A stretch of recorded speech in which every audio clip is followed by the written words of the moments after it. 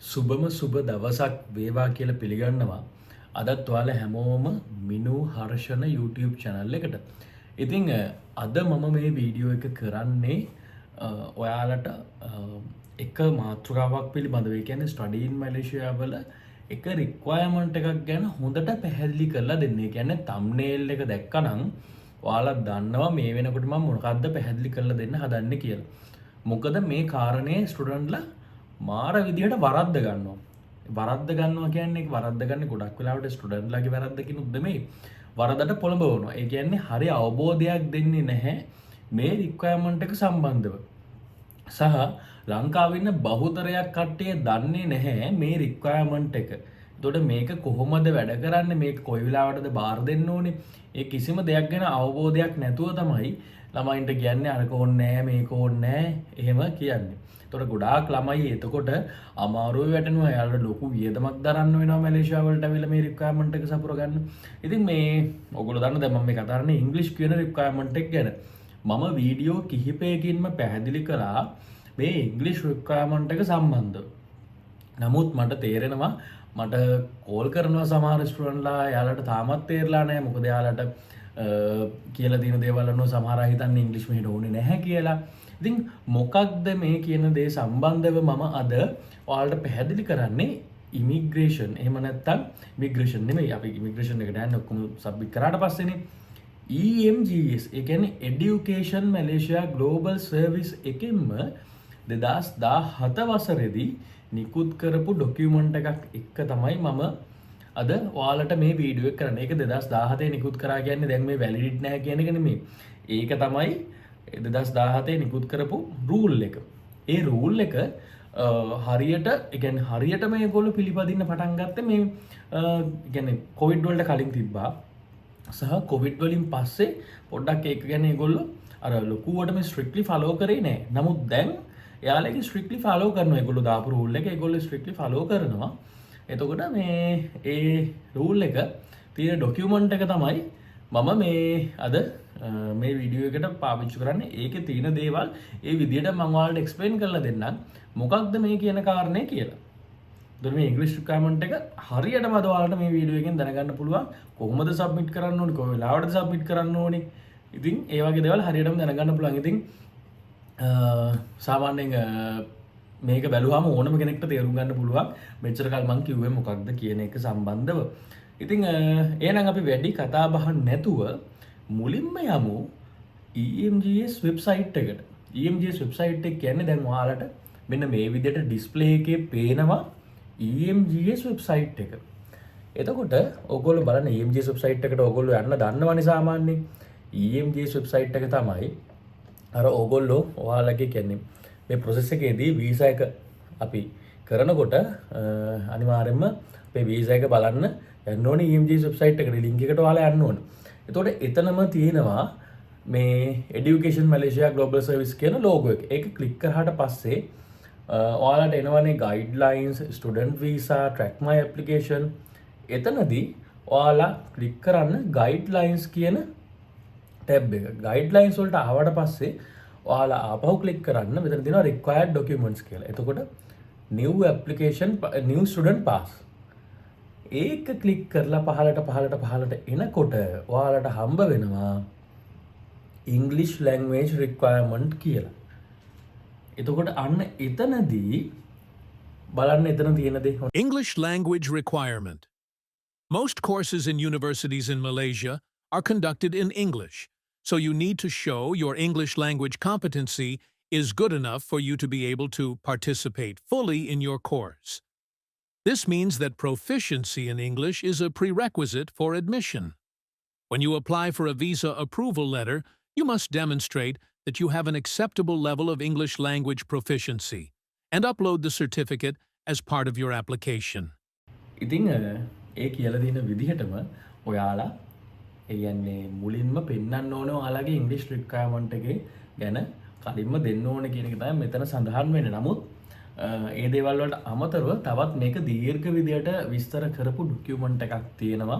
ඉතින් දැන් අපි යමු ඒ PDF එකට.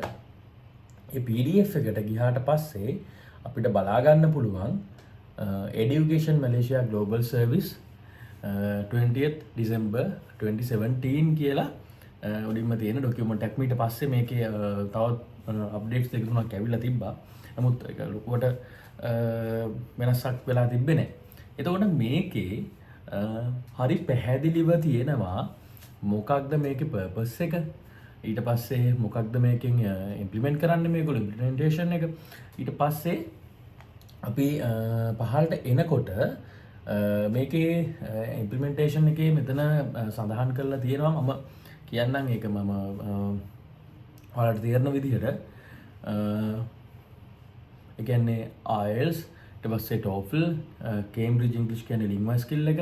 ඉතින් ඒ වගේ ටෙස්ට් එකක් කරලා ඒකේ ට්‍රාන්ස්ක්‍රිප්ට් එක ඕනේ කියන එක මෙතන සඳහන් වෙලා තියෙනවා පැහැදිලිවම.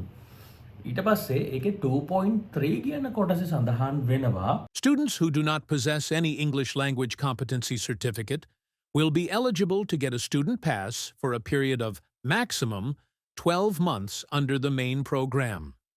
They will be provided with two options. 2.3.1. Proceed with the VAL application and sit for an English language competency assessment upon arrival in Malaysia. Or 2.3.2. Proceed with the VAL application and enroll in an English language certification program once they have arrived in Malaysia, and subsequently sitting for the assessment once the language course is completed.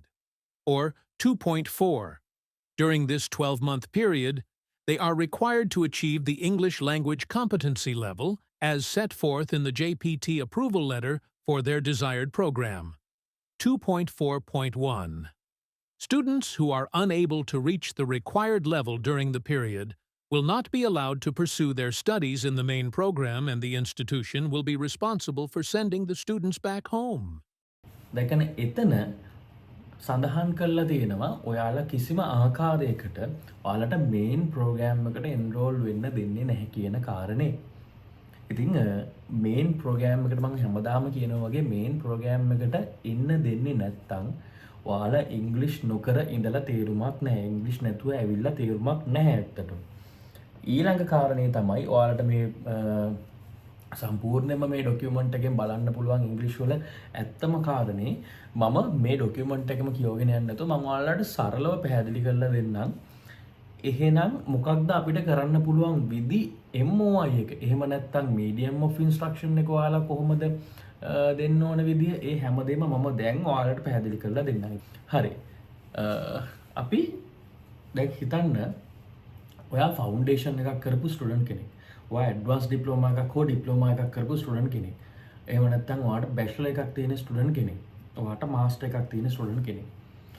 මේ අවස්ථා හතරෙදිම හතර පහේදිම ඔයාලගේ මේන් programme එක ඒ කියන්නේ හිතන්නකෝ ඔයා foundation එක කරලා තින්නේ ඉංග්‍රීසි මීඩියම් වලින් නම් ඔයා ඩිප්ලෝමා එක කරලා තින්නේ ඉංග්‍රීසි මීඩියම් වලින් නම් ඊට පස්සේ ඔයා බැචලර් එක කරලා තින්නේ ඉංග්‍රීසි මීඩියම් වලින් නම් ඔයා මාස්ටර් එක කරලා තින්නේ ඉංග්‍රීසි මීඩියම් වලින් නම් පස්වෙනි කාරණේ ඔයා O level A level කරලා තින්නේ ඉංග්‍රීසි මීඩියම් වලින් නම් ඔයාලට ඔයාගේ ස්කූල් එකෙන් හෝ ෆවුන්ඩේෂන් එක කරපු ආයතනයෙන් හෝ ඩිප්ලෝමා එක කරපු ආයතනයෙන් හෝ බැචලර් එක කරපු ආයතනයෙන් හෝ මාස්ටර් එක කරපු ආයතනයෙන් ඔයාලට පුළුවන් medium of instruction එකක් apply කරන්න. medium of instruction එකක් කියන්නේ ඔයාලා ඉගෙන ගත්තේ ඉංග්‍රීසි මීඩියම් වලින් එක්සෑම් වලට සහභාගී වුණේ ඉංග්‍රීසි මීඩියම් වලින් කියලා ඩොකියුමන්ට් එකක් ඔයාලට apply කරන්න පුළුවන්. ඒ MOI එකේ ප්‍රීසෙට් එකකුත් ටෙම්ප්ලේට් එකකුත් මම කියන්නේ එක්සැම්පල් ඩොකියුමන්ට් එකකුත් මම මේ වීඩියෝ එකට ඇටච් කරලා තියන්නම්. ඉතින් minuharshana.com වෙබ්සයිට් එකට ගියාම ඔයාලට මේ ඩොකියුමන්ට්ස් හැම එකම බලා ගන්න පුළුවන්.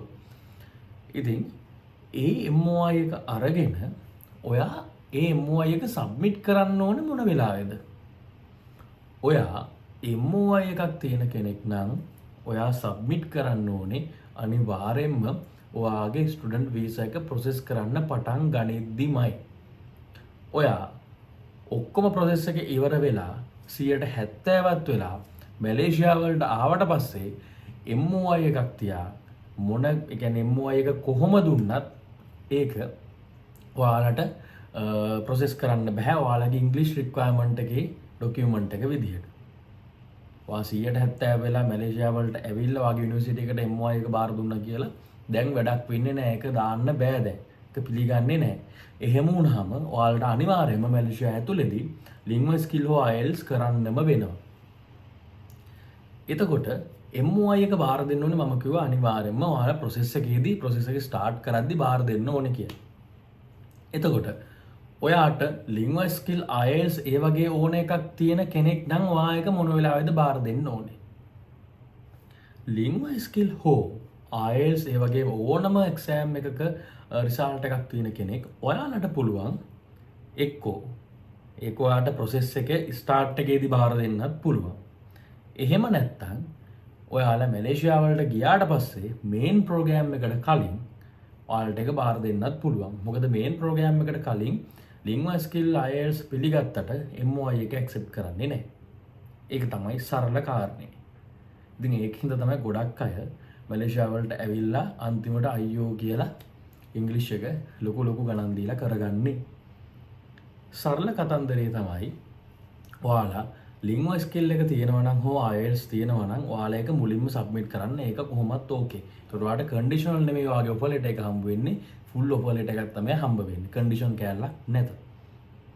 ඊළඟ කතන්දරේ තමයි ඔයාලට MOI වත් ඊට පස්සේ ලින්ගුවල් ස්කිල් නම් මුකුත්ම නැත්තම් ඔයාලා ඇප්ලයි කරන්න එපා ඉංග්‍රීසි ඩොකියුමන්ට් එක නැතුව ලංකාවේ ඉඳන් මෙහෙට ඇවිල්ලා කරනවා කියලා හිතාගෙන.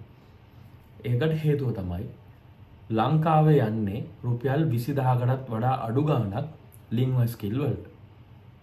එතකොට IELTSම විතරක් ඕන වෙන සමහර කෝසස් තියෙනවා. උදාහරණයක් විදිහට ගත්තොත් නර්සිං වලට පිළිගන්නේ IELTS විතරයි. ඉතින් ඒ වගේ දෙයක් ඔයාලට එහෙම රික්වයර්මන්ට් එකක් තියෙනවා නම් ලංකාවෙන් එන්න කලින් අනිවාර්යයෙන්ම ඒ දේ කරන්න. ඔයාලගේ ඔළුවේ බොරු මතයක් හැදිලා තියෙනවා. ඒ කියන්නේ මෙහි ආවොත් පාස් වෙන්න ලේසි ලංකාවට වඩා කියලා. එහෙම එකක් නැහැ. කොහෙත් එකයි. ලින්ගුවල් ස්කිල් කරත් ලංකාවේදී කරගෙන එන්න අඩුයි දෙමින්. මොකද රුපියල් 20000කටත් වඩා අඩු ගාණක් තමයි යන්නේ ලංකාවේ ලින්ගුවල් ස්කිල් කරන්න. ඉතින් IELTS කරත් ඔයාලා එතකොට ඔයාලගේ ඔළුවේ ටෙන්ෂන් එකක් නැහැ ලංකාවේ ඇතුළතදී කරනකොට. මොකද අර ටෙන්ෂන් එකක් තියෙනකොට අර හිතන්නකෝ මේ සර්වයිව් වෙන්නත් ඕනේ. කියන්නේ මේන් ප්‍රෝග්‍රෑම් එකට කලින් කරගන්නත් ඕනේ. මාරම ස්ට්‍රෙස්. ඒ වගේ අවස්ථාවක ඔයාලට පාස් වෙන්න තියෙන chance එකට වඩා ඒක මාක්ස් අඩු වෙන්න තියෙන හැකියාව වැඩි ඒ තියෙන ප්‍රෙෂර් එකත් එක්ක. ඉතින් හොඳම දේ තමයි ඉංග්‍රීසි වාට නැත්තම් MOI එකක් නැත්තම් ලංකාවේදී අනිවාර්යයෙන්ම ඉංග්‍රීසි කරලා එන්න. මොකද ලින්ගුවල් ස්කිල් කියන එක ගොඩක් ලින්ගුවල් ස්කිල් මේ ගොඩක් ප්‍රෝග්‍රෑම්ස් වලට පිළිගන්නවා. ලින්ගුවල් ස්කිල් ලංකාවේදී 3 පාරක් කරත් යන්නේ රුපියල් 60000යි. හොඳම දේ තමයි ඔයාලා ඉංග්‍රීසි නැත්තම් ලංකාවේදී කරලා එන්න. MOI තියෙනවා නම් බල ඉන්න එපා. ඔයාගේ ප්‍රොසෙස් එක ස්ටාර්ට් කරද්දිම අනිවාර්යයෙන්ම ඉංග්‍රීසි ඩොකියුමන්ට් එක දාන්න.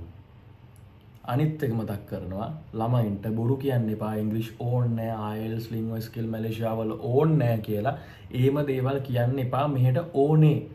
ළමයාට මේන් ප්‍රෝග්‍රෑම් එක කරන්න බැයි නම් ඉංග්‍රීසි නැතුව ඒ ළමයා මෙහෙට ඇවිල්ලා වැඩක් නැහැ. ඒක තමයි ඇත්ත කතාව.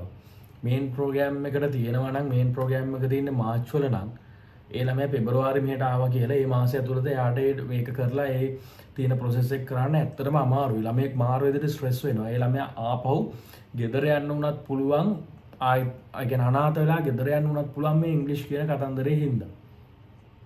ඉතින් ඉංග්‍රීසි නැත්තම් පුළුවන් තරම් ඒ කියන්නේ ළමයින්ට ඉංග්‍රීසි කරවලා ඉවන්න. එහෙම නැත්තම් එහෙම බොරුවට ඒ ළමයාව හොප්ස් තියලා ඉවන්න එපා ඉංග්‍රීසි ඕනේ අනම්මනම් කියලා. මොකද ළමයි මෙහෙ ආවම ගොඩක් අමාරුවේ වැටෙනවා. මම මේ කියන්නේ MOI තියෙන අයට නෙමෙයි. MOI තියෙනවා නම් MOI එක හංගගෙන ඉන්න එපා. MOI එක සබ්මිට් කරන්න. ළමයාගේ MOI එක යුනිවර්සිටි එකට සබ්මිට් කරන්න ස්ටාර්ට් එකේදී.